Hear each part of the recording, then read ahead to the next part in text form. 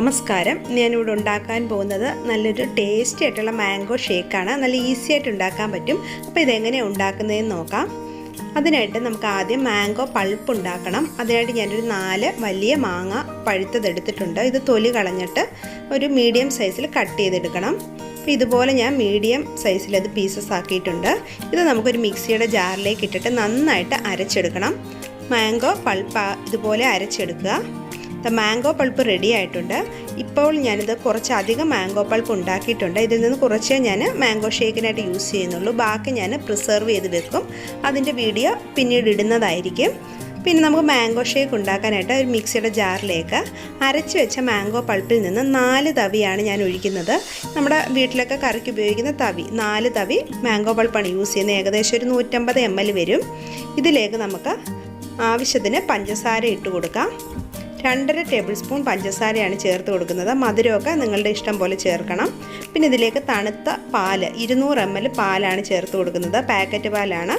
പിന്നെ ഇതിലേക്കൊരു 5 ഐസ് ക്യൂബ്സും ഇട്ട് കൊടുത്തിട്ടുണ്ട്. ഇത് നന്നായിട്ട് അടിച്ചെടുക്കുക. ഇപ്പോൾ ഞാനിത് നല്ലതുപോലെ അടിച്ചെടുത്തിട്ടുണ്ട്. ഇപ്പോൾ നമ്മുടെ മാംഗോ ഷേക്ക് റെഡി ആയിട്ടുണ്ട്.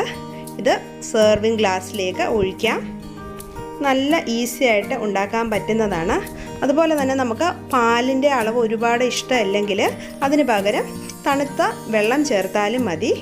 പാലിൻ്റെ ക്വാണ്ടിറ്റി കുറച്ചിട്ട് ഇനി ഞാനിത് ഗാർണിഷ് ചെയ്യാനായിട്ട് ഇതിലേക്ക് കുറച്ച് ബദാം ചോപ്പ് ചെയ്ത് ചേർത്ത് കൊടുക്കുവാണ്. അതിനുശേഷം ഇതിലേക്ക് ചെറുതായി ചോപ്പ് ചെയ്ത മാങ്ങായും കൂടി ഇട്ട് കൊടുക്കുവാണ്. ഇതുപോലെ ചെറുതായിട്ട് ചോപ്പ് ചെയ്തതാണ്. അതിനുശേഷം ഇതിലേക്ക് കുറച്ച് കാഷ്യൂ നട്ട് കൂടി ഇട്ട് കൊടുക്കാം.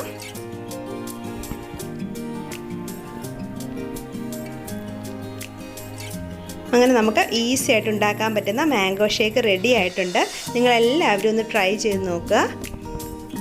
അതുപോലെ തന്നെ ഞാൻ ബാക്കിയുള്ള മാംഗോ പൾപ്പ് പ്രിസർവ് ചെയ്ത് വെക്കുന്ന വീഡിയോ, 1 വർഷം നമുക്ക് പ്രിസർവ് ചെയ്ത് വെക്കുന്ന വീഡിയോയും ഉടനെ ഇടുന്നതായിരിക്കും. അത് വെച്ചിട്ട് നല്ല ജ്യൂസ് ഉണ്ടാക്കാൻ പറ്റും. അപ്പോൾ നിങ്ങൾക്ക് എൻ്റെ വീഡിയോ ഇഷ്ടമായെന്ന് കരുതുന്നു. Thanks for watching. ഇനി ഞാൻ നല്ലൊരു വീഡിയോയുമായി വരുന്നതായിരിക്കും. ബൈ.